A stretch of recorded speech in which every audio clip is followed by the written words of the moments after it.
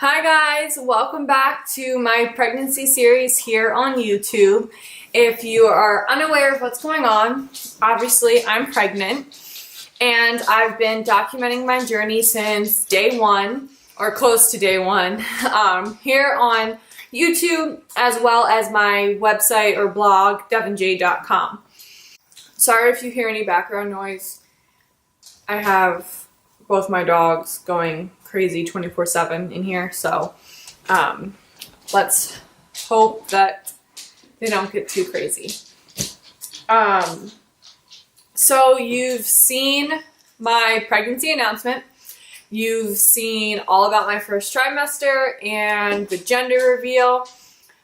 Now you guys get to hear and see all about my first 20 weeks being pregnant. So yes, this is a 20-week halfway point update, and I'm going to be sharing all the things from week 11 since we announced all the way up until now, which is I'm about 21 weeks pregnant, so just over halfway. So as I mentioned, my husband Mark and I announced that we were expecting our first baby when I was about 10 weeks pregnant, and we found out recently that we are having a baby boy. And he is due February 8th, 2019.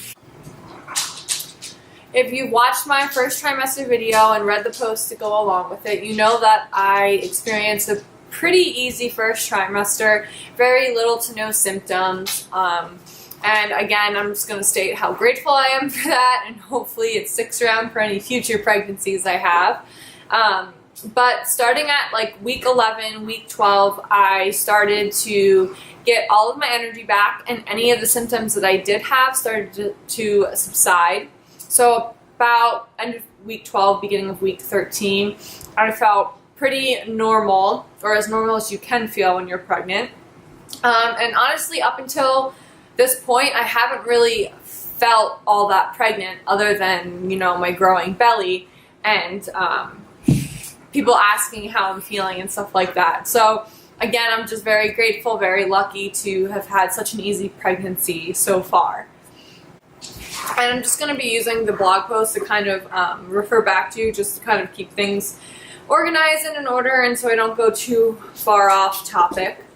But yeah, so overall, I definitely feel pretty great. I feel amazing. And I'm just thrilled that I can say that, because I know I have some friends and people I know that can't say the same thing. So definitely going to hold on to this feeling for a while. So something I do want to touch on is working out and what I've been doing. So in the beginning, I couldn't work out for like a month because I had a hemorrhage, so I was basically glued to this couch. If you want to know more about that, check out my first trimester video. I talk all about it in there. And then I obviously just didn't feel like working out. I was tired, I was somewhat sick, and the last thing I wanted to do was go to the gym. And I know they say that that can help morning sickness and exhaustion and stuff, but honestly, who wants to go to the gym when they're sick? Props to you if you do. I didn't want to. And this pregnancy has been all about honoring my body. And I'm really trying hard to do that, and remembering that I am growing a human. However, once week 13, 14 came around, I did start going to the gym. It wasn't very consistent up until about a month ago, I would say. And now I am going every not every 4 to 6 days. I'm going 4 to 6 days a week, which has helped me tremendously. This is what I have to deal with. Like I was saying, it has helped me tremendously in in the mental health department. So far, this pregnancy has taught me I don't necessarily just go to the gym for my physical health, but also for my mental health. However, for workouts, prior to pregnancy, I would just kind of do whatever I was feeling. I'd lift weights, I'd do HIIT workouts, I did yoga, I'd run, but I know they say whatever you do pre-pregnancy, you can typically do during pregnancy. However, I've done a lot of research, and although you may be able to, it may not always be safe. There's this thing called, now don't yell at me or get mad if I pronounce this wrong, but it's called diastasis recti, and it's basically your abdominal muscles. Obviously, they're supposed to be together, attached, strong, so your back can be supported, so you can be supported, and they're supposed to stretch this way as your stomach grows. But if you don't take proper care of yourself during pregnancy, i.e. the way you get up or the way you cough, sneeze, or work out, your abs can actually rip and split in half, so they go this way instead of stretching that way. And a lot of the times it's very hard to repair them. And you can feel it and you can see it sometimes, depending on how severe the case is. So again, I'm not a doctor. I could have completely gotten that all wrong, but to my knowledge, that's how I understand it. Anyway, I didn't want that happening, and they say once you reach a certain point, you just physically cannot like lay on your back and get up using your abdominal muscles. And I can totally attest to that. That is so true. If I'm leaning back or like I can't even lay on my back anymore because it just feels like there's so much pressure and pain on my uterus. But like if I'm laying down, like I can't get up using my abs. Not only does it hurt, I physically cannot get up. And you know, that could also be because I am carrying so low too. Sorry, I'm trying to keep an eye on my psychotic dogs. But anyway, getting back to the point. See, this is why I'm going off my blog post. For workouts, I have been following a prenatal program called Every Mother. So what I really liked about this is you can either pay quarterly for it or yearly, and it's only like $120 for the year, which is super cheap. It's a lot cheaper than like a prenatal personal trainer or, you know, some other prenatal programs that I've looked at. And what I like about this is not only is it cheap, but the workouts are made for pregnant women, pre-pregnancy, during pregnancy, as well as postpartum. And this program's main goal is to prevent diastasis recti. So it's made to prevent the ripping or splitting of the abdominal muscles. So right now I've been alternating it with my own workout. So 1 week I will do the Every Mother program and I follow that. And then the following week I will do my own upper body, lower body workout, just so I can kind of keep it fresh, keep it new, and not go too crazy. And then I also make sure I walk 30 to 60 minutes a day. Getting in 10,000 steps a day has actually seriously helped me so much. So that's another thing to keep in mind. Even just walking can do the body wonders and the mind. As I mentioned before, my cravings haven't been too crazy. I was lactose intolerant prior to pregnancy, but now I can digest it. It is still a little iffy. Like I can't have a ton of dairy, or else I do, feel like I'm getting sick, or I have other symptoms. But I can eat it without feeling totally bad internally. So that's pretty cool, and it also helps me get my vitamin D and calcium in, because the doctor recommended I take a supplement, but then that was before I found out I could eat dairy. So that's always good. So the one thing that I've completely fallen off track of, fallen out of, whatever you want to call it, is my morning routine.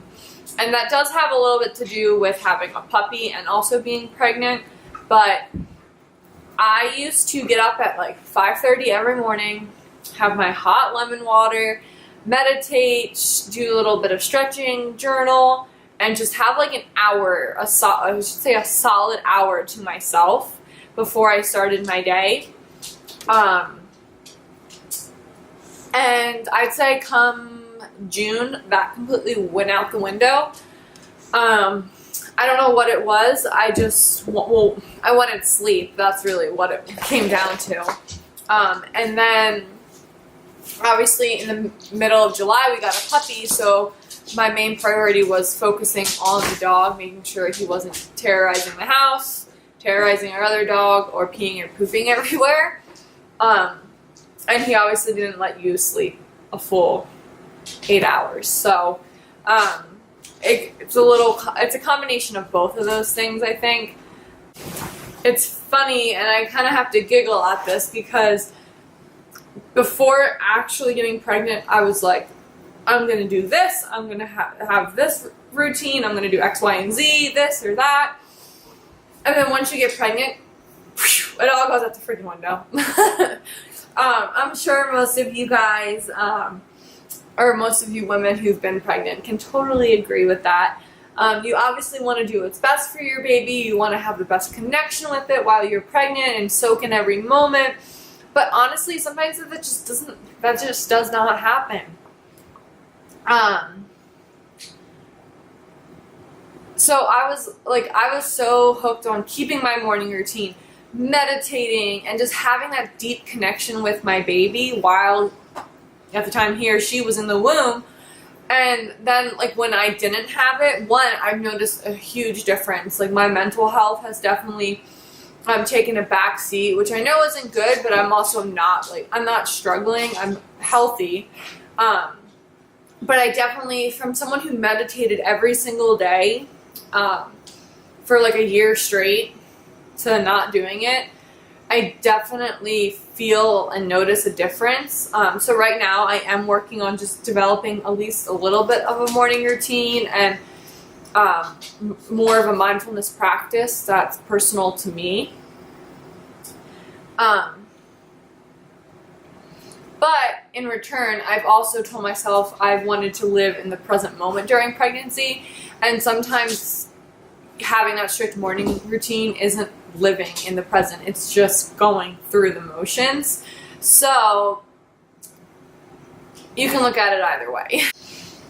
So some things that I love during pregnancy. I actually love everything about it. Like, I think I'm one of those women who just love being pregnant. There's just something about yourself that changes, and I don't know if it's a sense of confidence or empowerment or what, but if you've been pregnant, I should say if you've had a good pregnancy, then you know what I'm talking about. There's just an unexplainable feeling, and I definitely can say I love pregnancy. I love watching my belly grow and my body change, which used to be a huge fear of mine. I used to say I didn't want to get pregnant because I didn't want my body to change and have it ruined, which I know is very immature of me to say, and I did say that when I was younger.